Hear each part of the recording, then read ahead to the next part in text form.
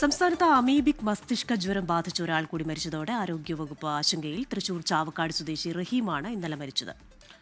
ഇയാൾക്ക് എവിടെ നിന്നാണ് രോഗം സ്ഥിരീകരിച്ചതെന്ന് ഇനിയും വ്യക്തമായിട്ടില്ല. 10 പേരാണ് നിലവിൽ കോഴിക്കോട് മെഡിക്കൽ കോളേജിൽ ചികിത്സയിൽ കഴിയുന്നത്. നിഖിൽ പ്രമേഷ് വിവരങ്ങളുമായി ചേരുന്നുണ്ട് കോഴിക്കോട്ട് നിന്ന്.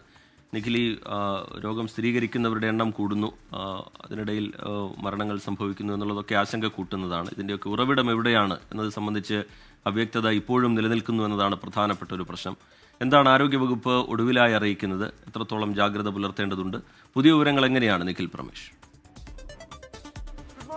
ടി കെ കൃഷ്ണ, ഈ മലബാറിലെ സാഹചര്യം, അമീബിക് മസ്തിഷ്ക ജ്വരവുമായി ബന്ധപ്പെട്ട സാഹചര്യം ഓരോ ദിവസം കഴിയുന്തോറും അല്പം ആശങ്കയുണ്ടാക്കുന്നതാണ്.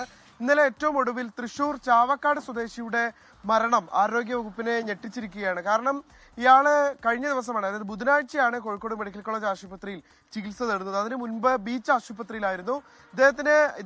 ഇദ്ദേഹം അബോധാവസ്ഥയിലാണ് മെഡിക്കൽ കോളേജിലേക്ക് തന്നെ എത്തുന്നത്.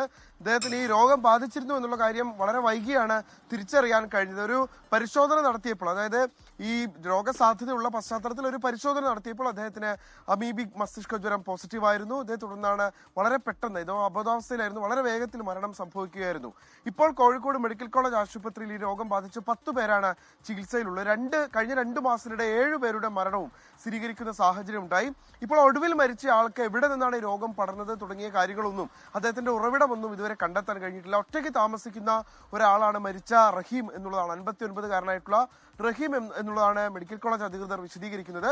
എന്തായാലും കോഴിക്കോട് ജില്ലയിലും സമീപ ജില്ലകളിലും ഈ രോഗം പടരുന്ന സാഹചര്യത്തിൽ കുളങ്ങളും പൂളുകളും ഒക്കെ ക്ലോറിനേറ്റ് ചെയ്യുന്നതിന് വേണ്ടിയിട്ടുള്ള നടപടികൾ പുരോഗമിക്കുന്നുണ്ട്. ഡിവൈഎഫ്ഐയുടെ അടക്കം നേതൃത്വത്തിൽ ഈ പൂളുകളൊക്കെ ക്ലോറിനേറ്റ് ചെയ്യുന്ന നടപടികൾ പുരോഗമിക്കുന്നുണ്ട്. ആളുകൾ ജാഗ്രത പാലിക്കണം. ഇത്തരത്തിൽ കാലങ്ങളായി പരിപാലിക്കപ്പെടാത്ത പൂളുകളിലോ കുളങ്ങളിലോ മറ്റോ ഇറങ്ങി കുളിക്കരുത് തുടങ്ങിയ നിർദ്ദേശങ്ങളൊക്കെ ആരോഗ്യവകുപ്പ് കർശനമായി തന്നെ നൽകുന്നുണ്ട്. എന്തായാലും പ്രതിരോധ പ്രവർത്തനങ്ങളുമായി മുന്നോട്ട് പോകാനാണ് ആരോഗ്യവകുപ്പിന്റെ തീരുമാനം. കഴിഞ്ഞ ദിവസം കോഴിക്കോട് മെഡിക്കൽ കോളേജ് ആശുപത്രിയിൽ ചികിത്സയിൽ കഴിഞ്ഞിരുന്ന ഒരു കുട്ടി ആശുപത്രി വിടുന്ന സാഹചര്യം ഉണ്ടായിരുന്നു. രോഗം ഭേദമായതിനെ തുടർന്ന് അത്തരത്തിലുള്ള ആശ്വാസകരമായിട്ടുള്ള വാർത്തകൾ ഒരു ഭാഗത്ത് സംഭവിക്കുമ്പോഴും കൂടുതൽ ആളുകൾ ഓരോ ദിവസങ്ങളിലായി രോഗബാധിതരായി വരുന്നു എന്നുള്ളത് ആശങ്ക ജനിപ്പിക്കുന്ന കാര്യവുമാണ്. കോഴിക്കോട് നിന്ന് നിഖിൽ പ്രമേഷാണ് വിശദാംശങ്ങളുമായി ചേർന്നത്.